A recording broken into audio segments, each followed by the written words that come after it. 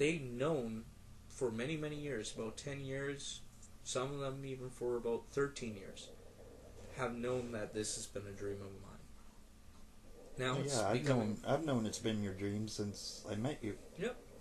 I mean, We've been through the pro wrestling stage. Yep. We've been through, some of my friends see me through my Royal Canadian Air Cadet stage.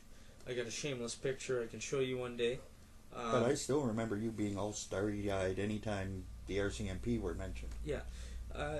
I guess you could say where I even got my interest in it, too, has been the whole, that starry-eyed, misty-eyed, or I wouldn't say misty-eyed, but that notion of the red surge, riding that horse. But the thing is, practicality is they don't wear a red surge on duty. They deal with the same stuff that city cops go through. They have more responsibilities than the city cops do. They, it's such a wide, vast. You're not stuck in a small city, and your head's going crazy because you can't leave it because this is where your job is. R.C.M.P give you the ability to go all over Canada. You can even serve in a consulate anywhere around the world, Canadian consulate. And on top of that, if you really want to, and you've been previous military experience, or if you're interested in helping Reconstruction, or really making a difference, in my eyes, is helping the police Reconstruction in third world countries, which the R.C.M.P, and only police organization, do. Right now they're working in Afghanistan, trying to reconstruct the Afghanistan police force.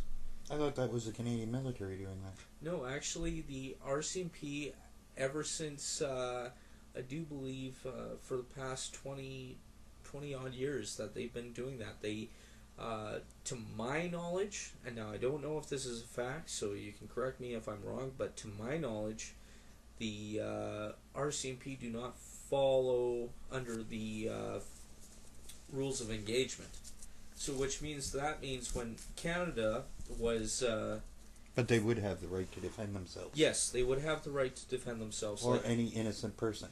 That's correct. Versus military is strictly rules of engagement. If nothing's happening to them and people around them, they can't do nothing. R.C.M.P or Royal Canadian Mounted Police can do something because they don't follow around the code of conduct. That's kind of how we slipped around. To my knowledge, this is how I Okay, remember. anybody who's watching who is current R.C.M.P or current Canadian military, you can correct if he's wrong, please correct him. Yeah, because we don't want to get into a situation that's incorrect. I do know for a fact, though, that they are in Afghanistan helping the police force, that they've been doing it for X number of years and reconstructing third or second world countries into a better, more efficient police force. And actually, believe it or not, even though they're the second, to my knowledge, the second oldest police force in the world, do you know who they were trained by? Who, the R.C.M.P? Yeah. Originally? No, I don't. The Scotland Yard. There's your little interesting historical fact. So we were trained by one of the oldest police forces in the world. And in turn, we basically, like in the Bible, if you teach a man to fish, he can feed his family for the rest of his life.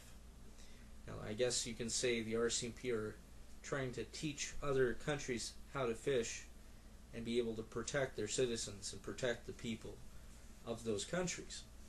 Now, I have the utmost respect for the military, but I also have much respect for the police forces as well, and I honestly would like to see people more or less have a little bit more respect for the police forces in their community.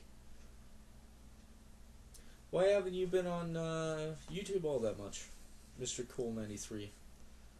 Honestly? Yeah. I've been seeing some things with YouTube that have left me really